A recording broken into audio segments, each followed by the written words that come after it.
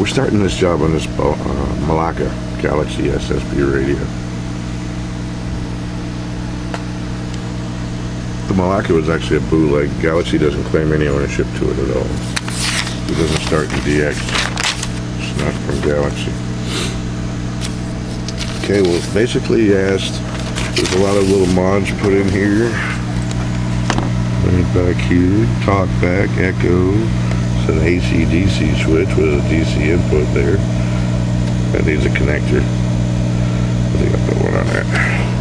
And that jack's for his frequency counter. It's kind of torqued. Might want to straighten that too. Let's flip it on. Oh, you see how hazy that red lens is? Wow, it looks like it's smoked over or something. We're going to need to address that too. And this meter's lit up nice and blue. Looks a lot better in the viewfinder than it does here. It's kind of dim over here. The viewfinder looks great. And this one's just off altogether. Oh, it's just on the air. Man, I'm so used to seeing 2 meters there, it didn't even. Okay, Melaka. No meter in that one. But the light was out. Just put a mic in it. See what it's doing.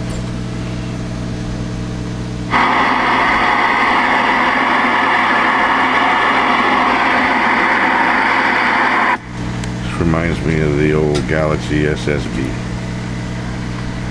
Echo, the SSB Echo. Let's see, I didn't prepare for this video. Well, let me see a before and after video. So we got 1.25 watt there. Where's power. There's no variable power on this radio. Interesting.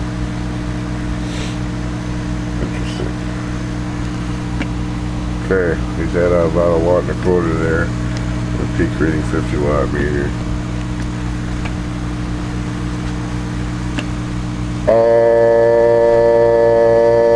Audio, check.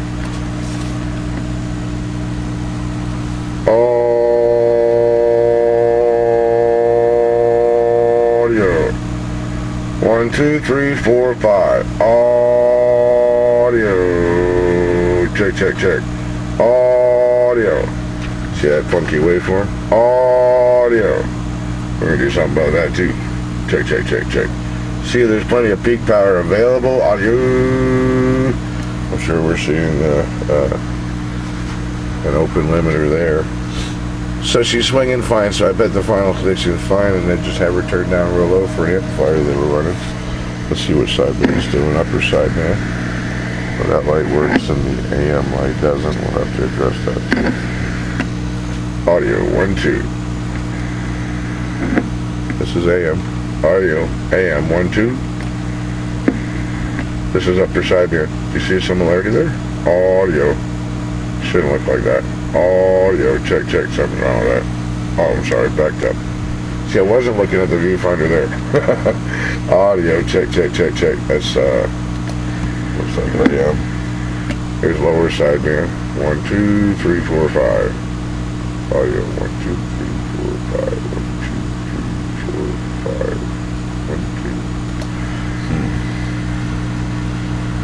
1, 2. Okay, so there's a sideband problem there. Couple cosmetic things. There's probably some audio limiter circuits will re-enable as well. Let's get started. I'll be back. I wonder if these were this way before he shipped it to me now. The echo control is kind of bent downward, as you can see.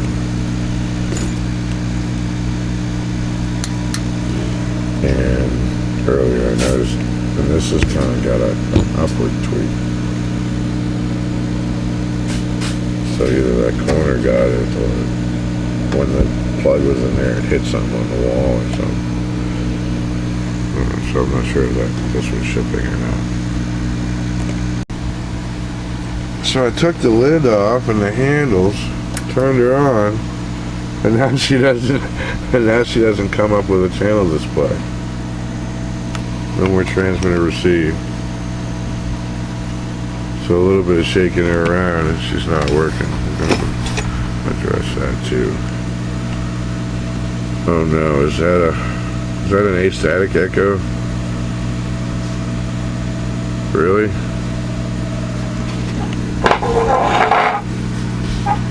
That's what it looks like. Astatic, yeah. We should probably lose that piece of garbage. And here's the wiring we got in here.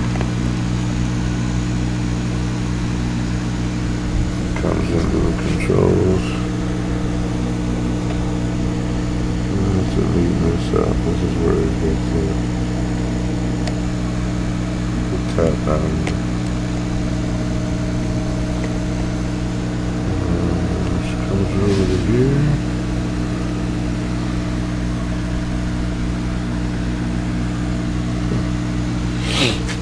Press on the board over there. See what made that come out. It's gonna be this guy over here.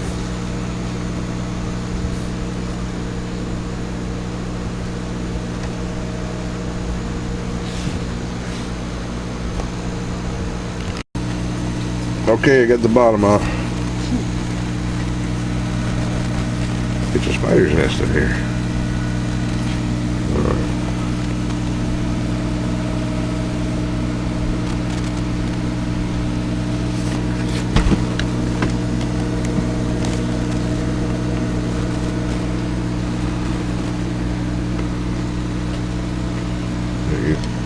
Okay, I figured out the channel display being out. The AC/DC switch they installed in the back apparently doesn't cut out that light right there, so even when it's off in the DC position, it's still getting its power from the AC side, that light right there. So that's why I didn't see that. Let's check out that sideband problem. See these blue wires here coming all the way over to the echo board? So you see these are shielded. They're shielded for a reason, and then they go unprotected all the way across the radio down to the mic gain control. Now the astatic echo board has some grounding problems. This kind of behavior is not going to be good. I'm going to take that board out and put a good one in, because it's got a bent shaft anyway. We don't want to deal with that. And we'll straighten that, and we'll straighten that too. We'll be back. This patch cable he made, they're all single wire. Yeah. That he ran electrical tape around. You know, rather than just a multi-conductor cable, no. A whole bunch of blue wire that he taped together. I don't know how far up that's gonna go. So here's I'm wondering, what about the coax one there, buddy? You think that coax was on there for a reason before you split it into two separate wires that are 3 feet long? You think maybe that would be a problem? Man. You good? Yep.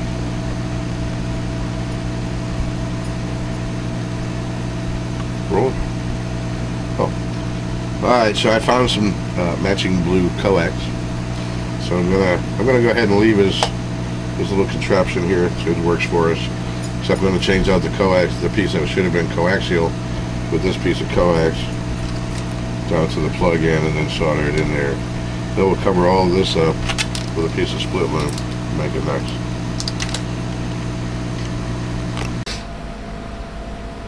We just wanted to show you that over here,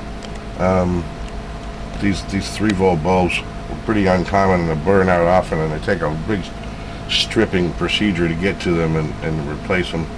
We're putting in diodes for each one of them now, white diodes. You see them back here, and we'll put a little drop down resistors on each one of them, about a kilo ohm on each one. So he'll have a pretty last forever lighting. We'll do the same thing on his meter light. Okay, got the lights in. They all look great. I just put them back here, all with a little 1K ohm resistor each. And for the meter light, look at the size of that diode. I'm going to get another diode so I can show you the size of it. Look at the size of that one. Anyway, I've always wanted to use one in here, so I'm going to put one right in there. See how it comes out. We won't leave a big dot. We're good to go. If it leaves a big spot in the middle of the meter, we'll have to go to my normal 3 LED design. All right. So if you got a piece of Lexan you need to fix, get all the scratches and the haziness out of it. I suggest this product here, Flitz. It's like a metal polish, but it works really good, fine rubbing compound.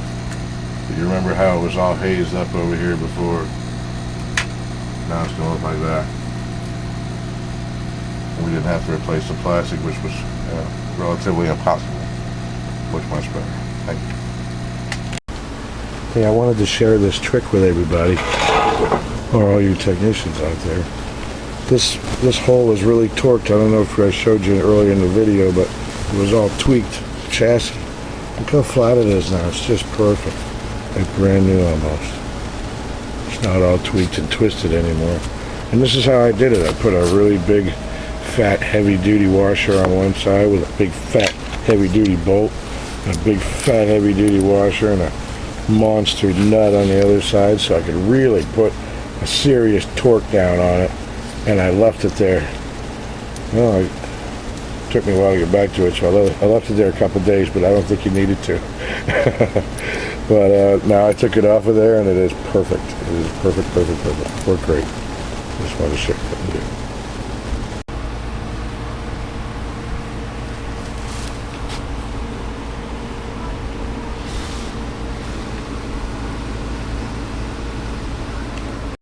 I don't know if I took note of this problem earlier in the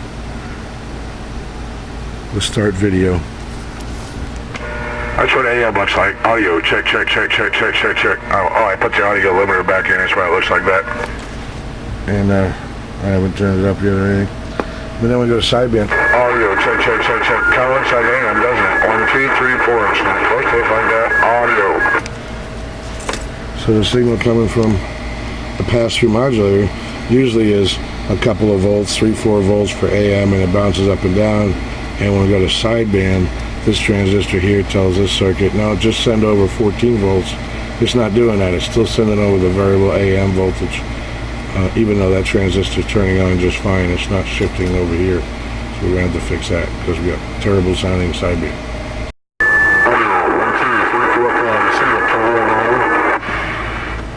See the power now is the power is triple from what it was doing, and we've got a full sideband envelope. No more AM coming out. Oh yeah, check. Turned out, it was the first transistor I checked. I pointed out, I told you earlier that this first little transistor I checked, and it seemed like it was switching, but I wasn't getting the results of it. Just couldn't figure out what was going on there, and I looked in the book, and that little guy was supposed to be one of those guys. They had the wrong transistor in there. Boy, it's hard enough to fix things when it just out of the blue goes broke, but when you're not just looking for a broken part, you're looking for the wrong parts in the radio. It adds a lot of time to things. It takes a long time to figure out to put the wrong parts in. Have to keep an eye out for that for the rest of this job. Let's get to the rest of it. Okay, I went ahead and terminated those wires in one of these mini Anderson quick disconnects. Put one also on a heavy duty twin fuse power cord. Put some terminals for your power supply on there, so you're all ready to go with external power when you need to. Just sort of switch. There you go. And here's our final on this radio. Got it all done for Eric in New Hampshire. Let's see what we got over here. Eric, set her up to day key 6 watts, all the way up. That's all it's got is all the way up. There's no variable power on this radio. 50 watts scale over here. Audio, check. 1, 2, 3, 4, 5. Audio, check. Audio. 1, 2, 3, 4, 5. Audio, check. Audio. 1, 2, 3, 4, 5. Audio, check. Sure, you can see some differences there. And in my sideband. Audio, 1, 2, 3, 4, 5. Check. 1, 2, 3, 4, 5. And you're hearing it through the talkback that wasn't working before. Check, check, check. And that switch. Audio, check, check, check, check. 1, 2, 3, 4, 5. Audio, check, check, check, check. Audio. Inside down. 1, 2, 3, 4. Let's see what it sounds like. Audio. Audio, check, check, check, check, check, check. 1, 2, 3, 4. 1, 2, 3, 4, 5. Check, check, check, check, check. Okay, I got a different mic set up now. Audio, check, check, check, check, check, check. Put it on the air.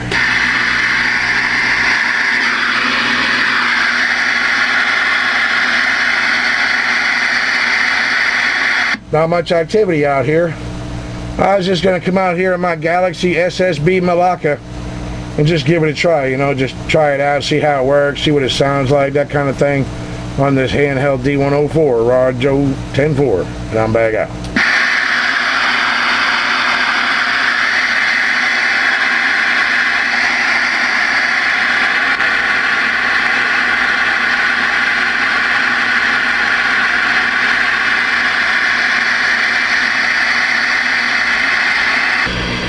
I can't remember if I addressed this frequency counter earlier.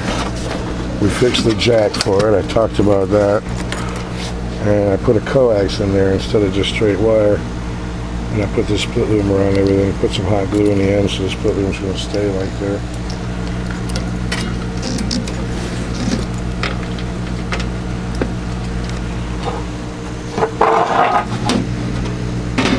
So you can have that. I don't know where we're going to put that though. Okay, there's AM. There's upper sideband. And there's lower sideband. Let's see if it stays on with key up. There's receive and there's transmit. Receive, transmit, stays on free. Good to go. Not much activity out here. I was just going to come out here in my Galaxy SSB Melaka and just give it a try, you know, just try it out, see how it works, see what it sounds like, that kind of thing on this handheld D104 Rod Joe 10-4. I'm back out.